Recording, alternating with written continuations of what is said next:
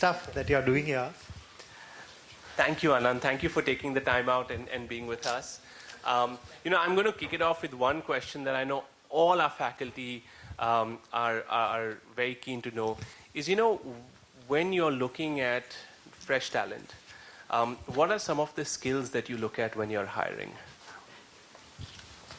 So I think the first thing that when we recruit, so there are two parts to it. I think when we recruit, I'd say attitude plays a very important role. And I'd say that the aspects outside specific skills play a very important. So for example, if I were to be interviewing people, I would say I would be looking at career progression as something. How has that person's career moved over the course of time, and do they have a good convincing story as to what they want to do in the future? That is one. Second is, I would say, on attitude, is that person curious? Has that person done enough research about the company? Do they know why do they want to join, for example? So I'd say those elements become very important. I give you an example. We were looking at somebody in the marketing team, and she had gone on and made calls to our call center. She said, I called and asked that I want to change a pair of tires. I have a Maruti car and so on. Which tire should I change? And she gave very useful feedback saying that, no, they said they'll get back to me in 48 hours. Now, if I want to change my tire, I should not be having to wait for 48 hours to know which tire works. So it was very valuable feedback. I knew that, okay, she's going to come in and maybe make some change into the company, and she has done her research. So I think that extra effort and work makes a big difference as well. In terms of the skills that I'd say that I look at, or we look at, I'd say now, I mean, a lot of stuff that you've covered here becomes very important. I'd say the entire tech focus that you brought in, it is a complete skill of the future. And you've beautifully linked every element. I mean, today it's not marketing the way traditional marketing was, but it is about marketing and precision marketing and use of technology in marketing, use of social media in marketing. All of those elements are certainly skills that become very important. Even on the manufacturing side, for example, we're moving to Industry 4.0 kind of working, where again, technology, automation, all of that makes a big difference. So I'd say the entire addition of tech to everything that you do is quite amazing that you're working on. So really that's been something that, even for us, I think the pandemic taught us, right? The tech is really here to stay, and especially in education, most importantly, education and tech, EdTech is really the future of, what we're looking at. I think that's a beautiful segue into a question I know Professor Shamit had. Professor Shamit Srivastava, he leads our Strategic Design Management and Product Design program. Hi, it's a pleasure to have you here. In some way, you answered the question that I was about to ask, but I'll try to ask this in a little different way. So, what is the ideal mix, of the different buckets, right? So, there is skills is one bucket. You touched upon attitude and mindsets. Probably knowledge would be other third bucket, and maybe there are more buckets, that probably we would like to be aware of. So, what would be an ideal mix, of these buckets and the contents of the bucket that you would look at when you hire people in general? Sure. So I think, I did cover a lot of it that came. So as I said, attitude trumps everything. And I would say that the potential becomes very important in that. How likely is it? So if I'm looking at an XYZ role, what is the probability that that person can grow one or two levels forward? And it could be anywhere. I may be recruiting for marketing, but can that person just in general become an effective leader in the company? Can that person move? Is that person curious enough? So I think that element, attitude, potential, would trump specific knowledge for that function. I think that knowledge can always be acquired. In fact, we are very much looking at diversity in education for functions.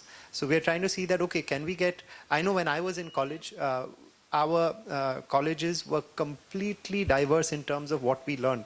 So while I learned finance at Penn, I'd say half my classes were around between photography, art history, psychology, and so on and so forth.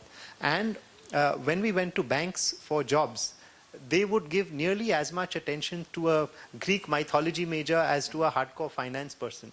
So the diversity, I'd say, comes in here. So therefore, the core competence, or if you need to know valuation in finance, I think a lot of that can be learned. There was a professor by the name of Damodaran. You may have heard of him, very well-known professor on valuation. And he spoke about how even a technical subject like valuation has two parts. One is the storytelling part, because you can do the DCF and so on calculation of the value of a company. But what is the story of the company? Today, if you say CEAT is in a tire world, you will look at growth rates of tire companies. But if you say we are in the space of mobility, then suddenly the industry size changes, the story changes. You can look at electric vehicles to sustainability to anything. So storytelling becomes as important, and therefore the skill of just pure, say, finance for finance or marketing for marketing, I think that can always be learned over time. I'd also say one more element I'd look at is authenticity. So is that person really telling the truth, or not only honesty, but kind of confident enough to share their failures sometimes. So I ask very often, okay, what are your achievements? What do you feel proud of what you've done in terms of whether it is in college, whether it is at work, and kind of just drilling deeper that has that person really done the work. Very often you attribute a lot of others' work to yourself. If the company has succeeded, you attribute. So what work has that person done on the ground?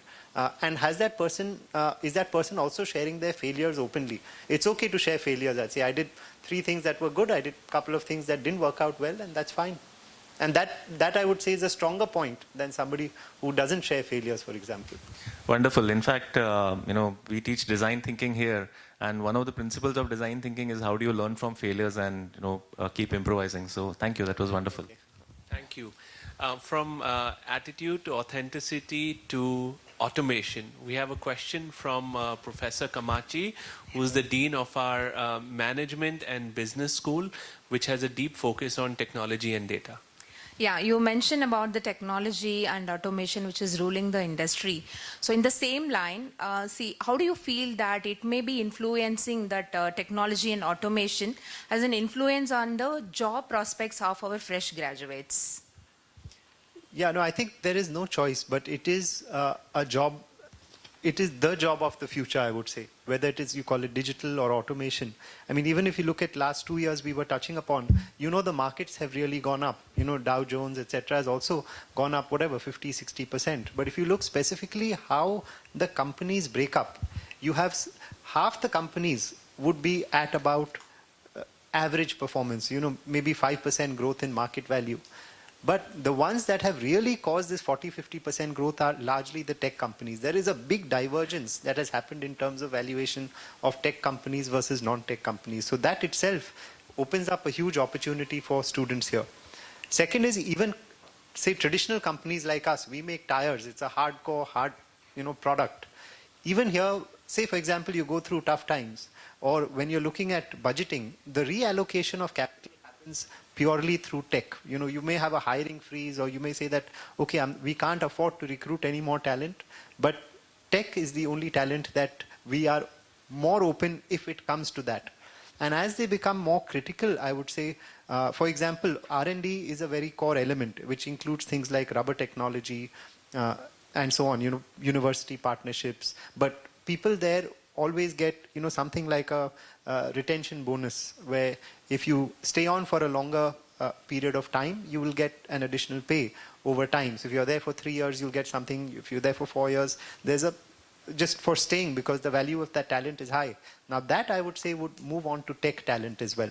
And tech means, I think a lot of, again, was covered here, whether you talk about cloud or you talk about manufacturing 4.0, IoT, all of that. If you have that becomes, you become far more valuable. And that becomes critical talent, where you give them that attention to make sure that they stay on. And that's where the attrition is actually the highest. We have a tech company called Zensar Technologies in our group. I don't know if you've read about the great attrition, but you have nearly 25%, 30% people leaving. And this is in a 10,000 people company, which means you have 3,000 open spots at any point of time. So imagine the pressure on the recruiting team that you have to recruit 3,000 people. And that's not only in our case, it's every tech company is happening. Yeah. Universities as well, right? And especially marketing and tech roles. I think the point on tech retention strategies is something that is a great takeaway for me from here, because I think very often we think short term, and it's time we started looking at the long term view as we build out educational institutions as well. Moving from that to a very interesting question from Professor Amaya Mulkar. He's one of our leading social innovators. He does Leapfrog. He actually uses that tool to teach English in underprivileged villages. And he's also the director of our postgraduate business program. Amaya, over to you. Very good morning. It's a follow-up on the technology bit. So there are so many technologies which are emerging, right? So how do you, as a leader, how do you process in terms of which technology to adopt first and prepare the team for new technology adoption? Is there a framework or a thinking model which we can adopt in our university? Right. So we would go always customer backwards. So what is it that the customer needs? What are the future needs in terms of our customers' future needs? And then we will kind of decide on, okay, what do we need to do? Also, there are certain technologies that will affect different industries differently. Right. For example, marketing is very important to us. And we market in IPL, where you may be touching a lot of people who you don't need to touch, and therefore, how do you move towards precision marketing and get your better bang for the buck? If I'm spending 100 rupees, I should target exactly that target market, or the person who's exactly searching for tires on Google, or and so on and so forth. So I think precision marketing is clearly one big need that is there. We're a large manufacturing organization with factories all over the place, and with the cost of sensors, for example, coming down, we also look at what is the opportunity out there. And all of tech, in the end, has to deliver on business parameters. So it has to deliver in customer satisfaction, quality, or we call it sometimes in the factories as PQC DSM, which is productivity, quality, cost, delivery, safety, morale. So if it is going to give us business benefit, otherwise sometimes we've had situations where it is tech for tech's sake. Our R&D came with an idea that I'm going to create a foldable tire, which you can fold and put it in your bag, or if there's a Stepney tire needed, you can do that. But the customer didn't want that. They were like, what do we do with it? So it was a total flop, because we didn't go customer backward on that need. So it is kind of that, as well as adopting technologies which will clearly benefit the business. Because very often tech people go, they come out that this is a great tech, let's adopt it. But what's the benefit to the business? So I'd say Industry 4.0, I was talking about, that becomes again very, very important. As we look at automation, can we look at areas of predictive maintenance, for example? If there's a vibration in a machine, is it going to break down, and can there therefore be a machine-to-machine alert that goes in, and there is a change that happened, or alert to a worker in the factory who can make that change? So those kind of changes are important. When you look at training and development, use of AR and VR, right now training used to happen where you're sitting in a classroom and they teach you on machine maintenance, etc. It's like how I would say life before Google Maps. You would go online, take the printouts on Map My India or whatever, and then say that acha idhar left lo, then you turn the page and you say the left lo. Now people can't even imagine going from one place to another without Google Maps. So same thing with AR and VR. You will have technologies where you don't need to learn about how to manage the machine. You just wear your glasses in front of that machine and it'll tell you that you make XYZ changes, or this part is broken. And without thinking, you just have to make changes to those parts. So it has to be business backwards, and I'd say each has their own area of focus. But we would look at what is having maximum impact. We would have a typical graph where we say, okay, ease of implementation, impact, or some kind of a 2x2 like that, and then kind of choose what are the priorities. Great. Thank you so much. I had one more question on that bit. You said also about the morale being one of the variables. So it was very fascinating to know that on a technology adoption, morale as a component of variable. If you can throw some light on that. Okay. To give you one example on morale that comes in is what we have is RPA, robotic process automation. Functions like HR, finance, there's a lot of repeated work or administrative work that has to be done. And people with an MBA degree very often don't want to do that, which is fair. And they are too expensive for doing basic clerical work. So how do you bring that down? Waiting for MIS, getting data, gathering data. Now, how do you remove all of that work? So we've adopted some elements, taken projects of robotic process automation where all repeated tasks can get mechanized. And that reduces waiting times, that reduces MIS creation and non-value adding activity substantially. Thank you. Thank you so much. Thank you, Professor Ameya. So before we move on to the student segment, I've got a very interesting question from the head of our fashion design program, Ms. Solange Suri. Hi, Anant. Good morning. So, we've seen uncertainty grow. What do you think is certain in an uncertain future? Certain for businesses in an uncertain future? Sure. I think the overall aspect of, I'd say, one big change or one area we need to continue to think of is just being very agile and thinking of being aware of what are those changes that are going to happen and be ready for change. Again, I'm from the auto industry, and I know that with EVs coming in, you move from 100 moving parts in a vehicle to 20 moving parts in a vehicle. And with that dramatic change, you'll have the auto parts companies, many of them going out of business, or at least those parts not being relevant. So with that huge change, you have to be the first to see that change happen, be able to make changes in your business, even if you have to exit a business, enter a new business, take that call well in advance. So the entire aspect of agility becomes important. And even, so those are the big ones, but even in the small ones, we are learning. In fact, yesterday we spent half a day on agility within the enterprise. So tech companies, they have this whole agile scrum way of working. And with that, what is it that we can do as traditional companies to adopt the agile way of working in the company? So having those daily rituals, morning meetings and post-it notes and all of that. So we were saying that, okay, what can we learn and to be more agile, to be more aware of what are the customer needs? I think customer being at the heart of everything you do is not going to change also. So being aware of how their preferences are changing and how can we cater to that is going to be another continuum over time. Thanks so much. I think one of the key takeaways from that is being agile to your customers' needs. Our students are highly agile, highly mobile, and highly positively disruptive. So I think all of us have a cue to learn from that. Moving on to the student segment, we have our first question from Sanskriti. Yes. And so we had to give it. No, my pleasure. Yeah. So Sanskriti, who is in our film school in the third year now. Yes, so go ahead. So my question to you is, what is the biggest challenge that you faced since you've started your career, and how did you overcome it? Okay. I think one of the biggest challenges clearly that I faced when I started off working was public speaking. I had the biggest fear in the world, I'd say, of public speaking. I had nearly felt like I don't want to be the CEO of the company because I'll have to talk in town halls to teams, I'll have to talk to investors. And that was, I'd say, my biggest fear. And I remember I had joined first as deputy managing director, and my boss was the managing director at that time. And it was my first few weeks of having joined CEAT. And when I joined CEAT, there was a town hall that was going to happen. And I was pretty cool because he was going to give the town hall and so on. And then it was at 2 o'clock. At 12 o'clock, he says, I'm not feeling well. I'm going home.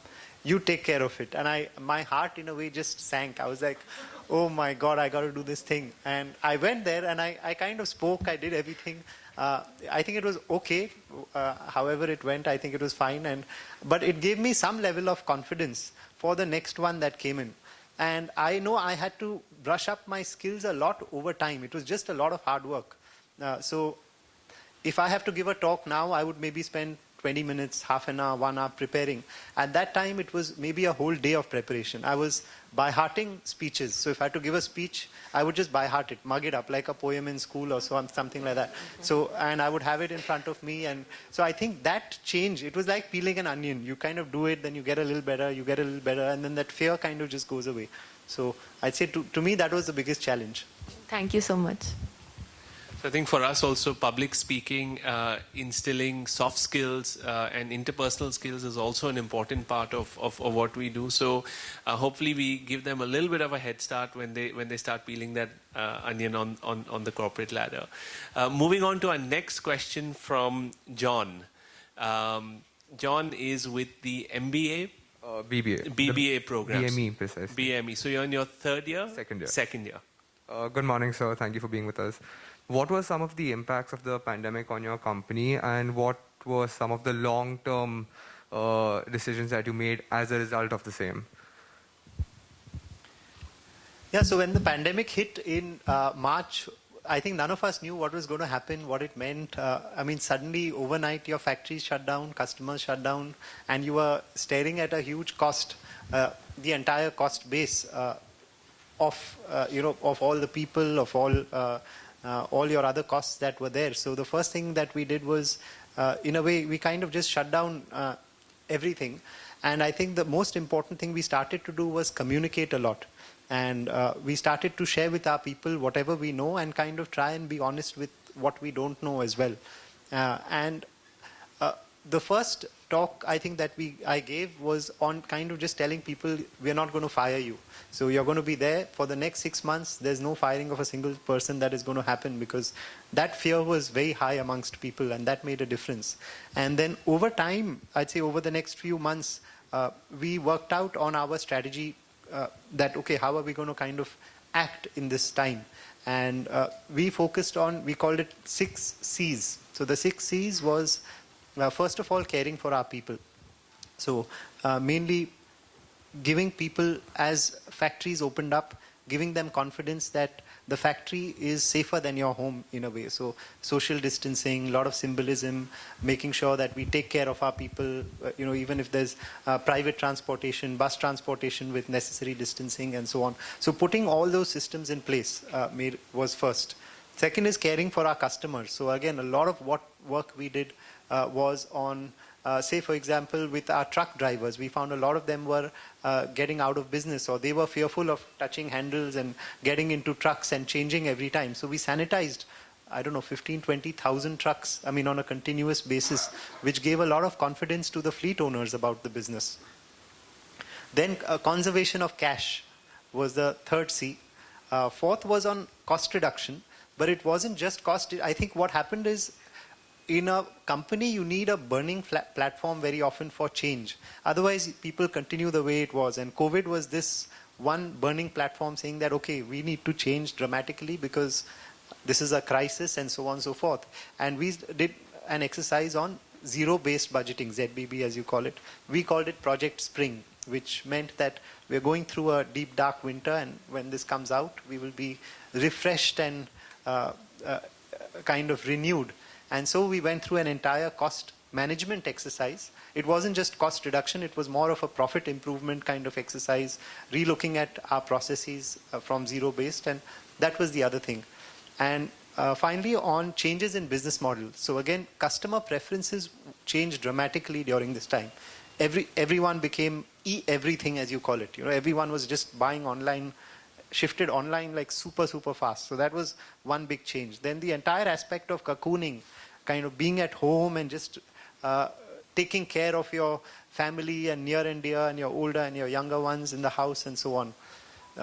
The other change was the entire need for health, vitamins to sanitization to all of those things. So how is it that our customers or we can adapt to such needs that are there? So all of those changes, so when we marketed, when we went to our dealers, made a big difference. But I'd say the biggest change was taking care of our people and customers at that point of time, because that's what in the end defines the culture of the company. It defines, people will never forget that. Today you're going through a near-death experience and somebody comes in and just kind of pats you on the shoulder or kind of checks on how you're doing. I think that will never get forgotten. So how is it that we make a difference to our customers, to our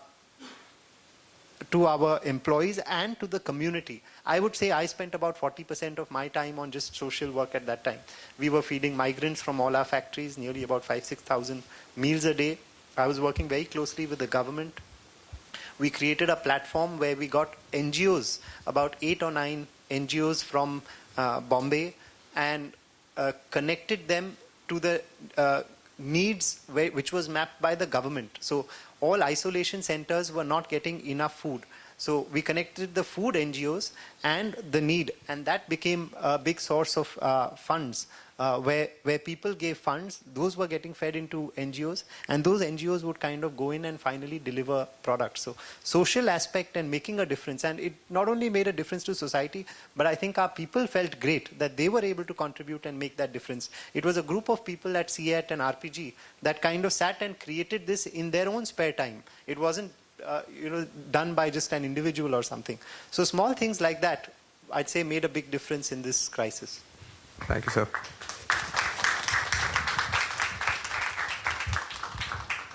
For us also, community and compassion are equally important, I would say, skills that we want to develop or value systems that we want to develop in our students. We have another question from Hardik, who's in our MBA. So, sir, we all know that businesses, all these big companies, to plunge forward, you guys have to take major risks. So I want to know, what is the biggest risk that you've taken and how do you work through it? Okay, that's a tough question, but I can talk to you about a failure at least, where we had committed to invest a fair amount of money. We took a decision to enter Bangladesh to sell tires there. We felt that it's a great opportunity, and we went in with a joint venture with a local partner there. We went and bought some land, and before we were even looking at setting up the factory, we found that the ethics and values of doing business in the country just didn't fit in with our values, and we were not able to progress. So every few months I would have to go in and tell our board or others in the team that we are not able to progress, the land is stuck, the land is stuck, the land is stuck kind of a thing. And there would be these goons that would come in and threaten our people, etc. And at one time we said, okay, we've put in about 80 crores into the buying the land and investing and marketing, but let's just take a call not to set up the factory. We are still stuck with the land, but I would say it's a trading operation that is there, but I would say that is a fair amount of money that you had put in, which you're kind of stuck with. And maybe we could have done better research before we entered Bangladesh. Thank you so much, sir. Thank you. We have another question from Disha Vasa, who is in our undergraduate program as well. Good morning, sir. So this session has been really insightful, and since learning's a constant, I would like to know how your formal education has really helped you perform the role you have today. Okay, to me, I'd say there was a fair difference in between. For me, I did undergrad and grad in the US. I worked for 3 years in the middle.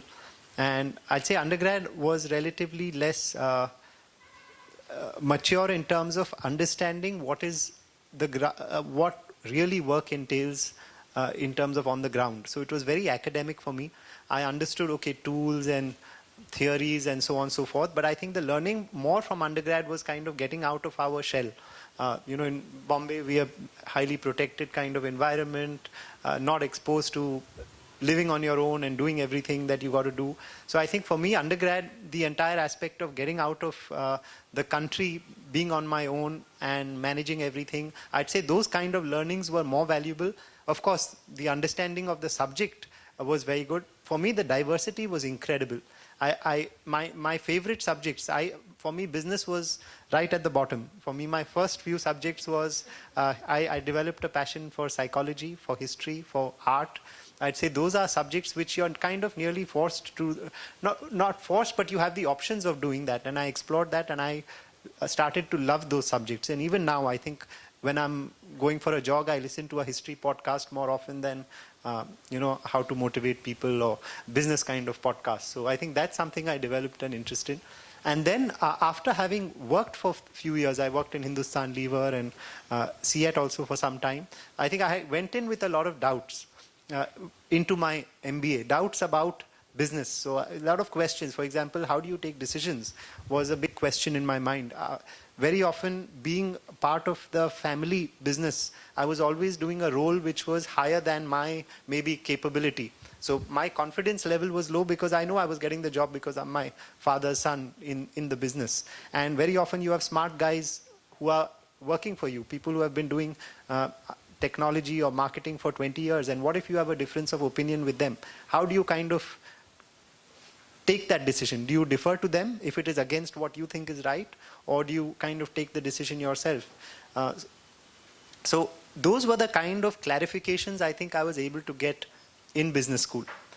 Being a leader, they put you in that place. You had to kind of, in your groups, take different roles and influence people and so on and so forth. So I think that was very useful for me. The pre-work when that I did and I went in, I think that made that's where I was able to get a lot of understanding and clarity in terms of running a business or thinking about leadership and so on.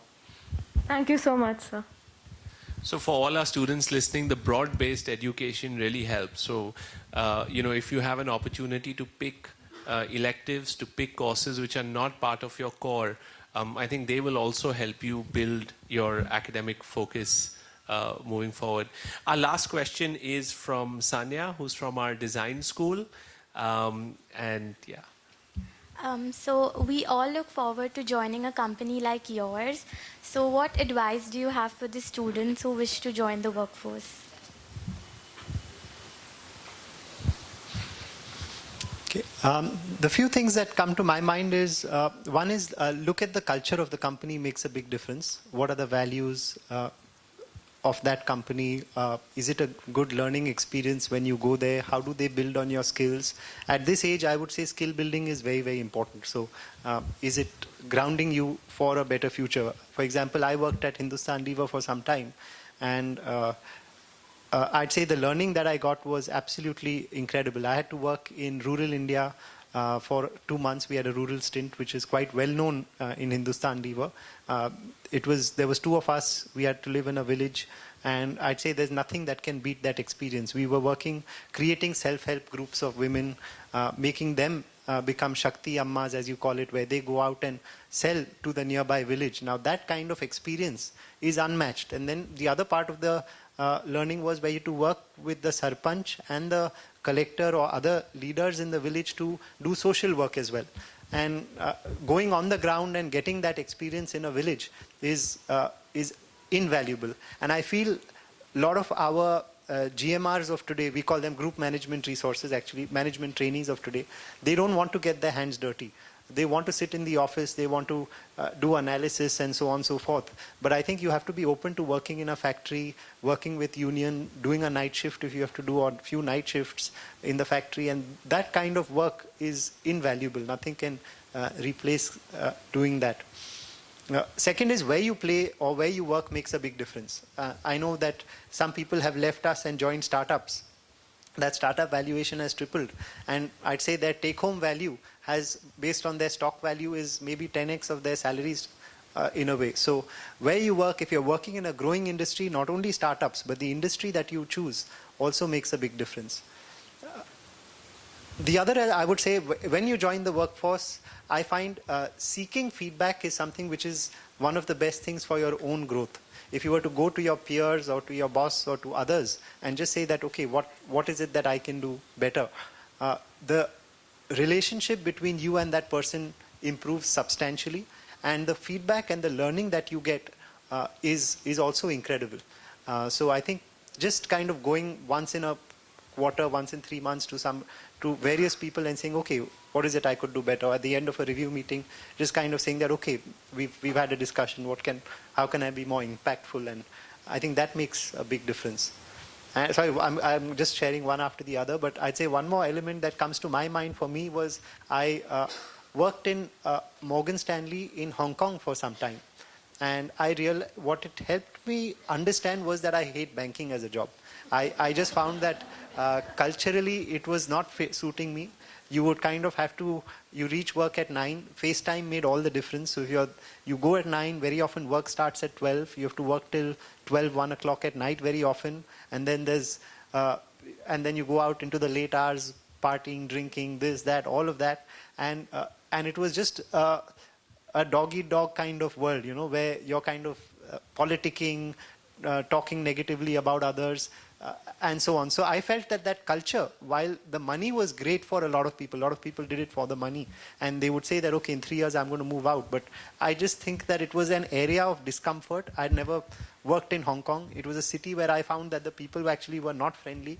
I didn't want to live there for some time, and I found that banking also was not something that I wanted to do. I had a great experience. I enjoyed myself there because it was a few months of being there. But at least it helped me try out. So I'd say, in a way, follow your heart at this time. You can really try things that you want to do, fail at it, and change your career till you find something that is more purposeful for you. Great. If the questions are over, could I have yes, one please question? go ahead, please. And this is a very different question, Anant. How are you finding the work culture having changed after people have started working from home? And are they coming back?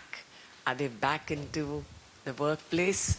We are finding that very different now. Yeah. People don't want to come back at all. People have completely got used to being at home, and you really have to push people. We are a company that believes in a lot of freedom. So we never had work hours even before COVID. So it was always, if you work from home, it was fine. If you can't miss a meeting if you have to physically be there. But on your own, if you say that, okay, I have to take my mother to the doctor at 1 o'clock and it's not working for me to go to office and come back and so on, that's fine. So you don't even need to give an excuse. So in that way, but at that pre-COVID, you would have still 100%, even though we didn't have formal office hours. But post-COVID, attendance is today at about 30-35%. People have to really be pushed and nudged, and it is finding that balance, because we know that we don't want to push people because Omicron may happen in 15 days, and then again you'll have to tell people to go back. So we're kind of giving people their space at this time, but informally we want to nudge people to start coming back, because there is a lot of value to face-to-face meetings as well. That's very useful. But we will move to hybrid, I feel. I think we will have maybe 3-4 days of working, 6 hours a day at home, and at office, maybe 2 hours in the evening. You can go and do your Zoom calls. We don't know how it will work. Thank you, Anant, for those invaluable lessons. I think right from the attitude to the acumen to the authenticity to all the work that you all did during COVID to bring out a compassionate, leadership-driven organization. I think the insights have been invaluable for our faculty members and our students. Before we close, I'd like to call upon Professor Minal, who leads our interior design program and is the chair of the FDP, the faculty development program that we have set here today. So if I could ask you to say a few words. And thank you so much, Siddharth, and welcome. And I think it was a brilliant session. And of course, insightful. It was beyond doubt that it would have been insightful. But I think what touched everybody's heart is the genuineness with which you spoke, not only to the faculty, but to the students, the authenticity, as you rightly said. So you demonstrated that so beautifully. And I think we have a lot of takeaways, and I think those takeaways are more human value-based. I think that's very important, because the rest all can be dealt with, like you said. So thank you so much. I would like to offer you a token of appreciation. You can join us, Professor Hina Thakkar. She's a senior member of our governing body and really the backbone of the university. And, I would like to let you know that Ganeshas are a long legacy in this institution. And with Dr. Shani and Mr. Shani and Siddharth and everybody, I think we have, I don't know, like hundreds of Ganeshas here. And we think they are very auspicious for us. This is a Ganesha by blind students, and our design students from Happy Homes and our design students explicitly work with them. So this is made by blind students. A token of appreciation.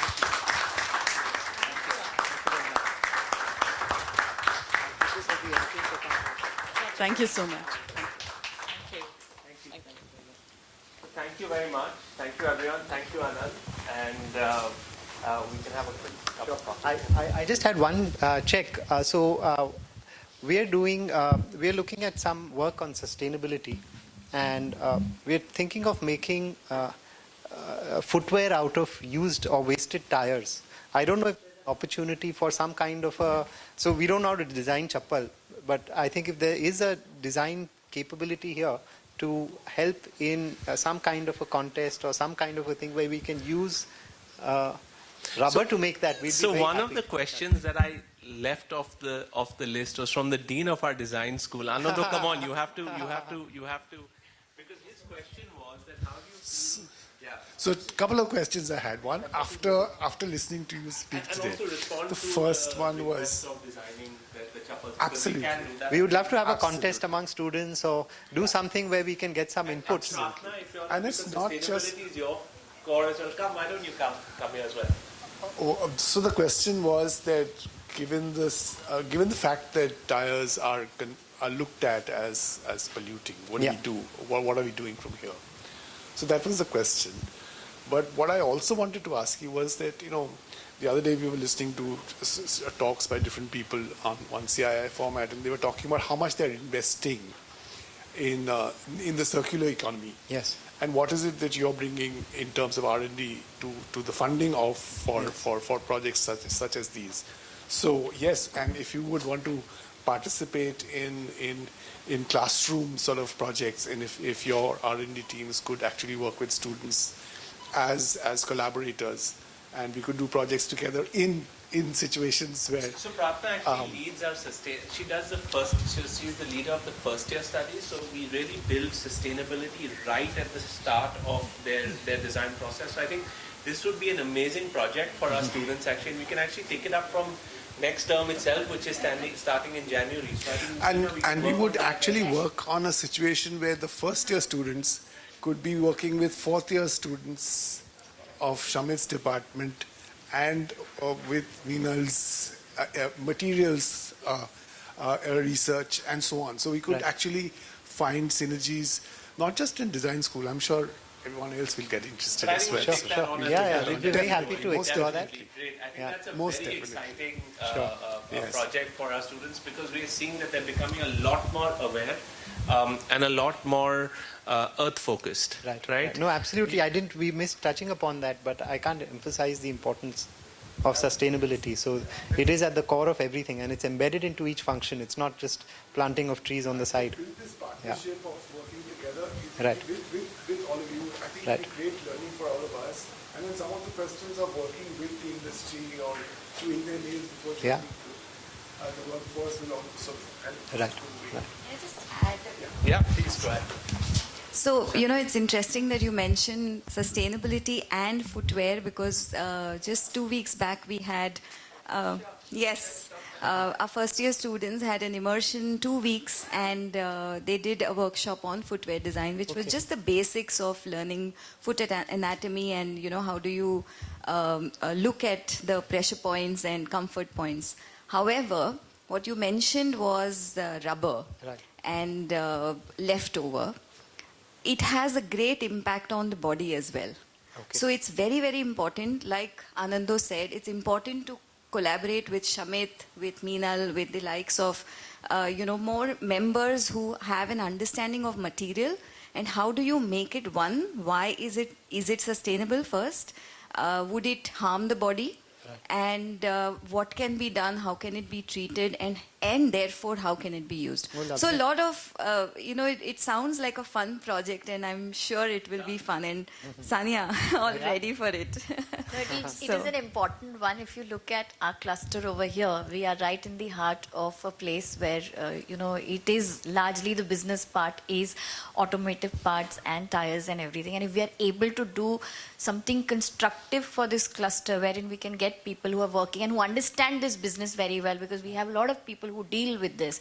And we are able, in fact, we've been talking about this, how do we enhance or support the community in better usage of the I would say the garbage or the stuff that they cannot be reused and are dumping back into the earth. And it's something that we've been talking about, and we would like to take this ahead very, very seriously. And it's not only using rubber for chappals, but what else can be developed with it. It will be a great project. Absolutely. So I have to tell you, Anant, one of the officials from the university system came, they keep coming to see how this university is coming up, because we were the only university to come up in the pandemic. And in the shortest time, the cabinet passed the note on 4th of August, I think, 4th of July. 5th of July, the Legislative Assembly passed us as the state private university. And we started immediately. So they come for those visits. And I said, yes, yes, our work is going on. And they had come to see me. And I said, come, I'll show you student work. And I came here, and the whole table here, from here to the end, was full of chappals. Oh, wow. And they're all full of chappals. And he says, are you in the shoemaker's business? Is that the course you're teaching? I said, no, no, no. Come, Bhargavi, why don't you just show them? So these are just things which they tried out with leftover material, whatever they could source, because many students were from outstation, so they were not aware of what shops were available. So whatever they could find, they kind of created some good fun stuff. No, I'm sure we can work together, and we will share our little knowledge on the materials and so on. Perfect. Sounds great. Sounds great. Collaboration is the future of sustainability as well. Thank you so much. Thank you, everyone. Thank you.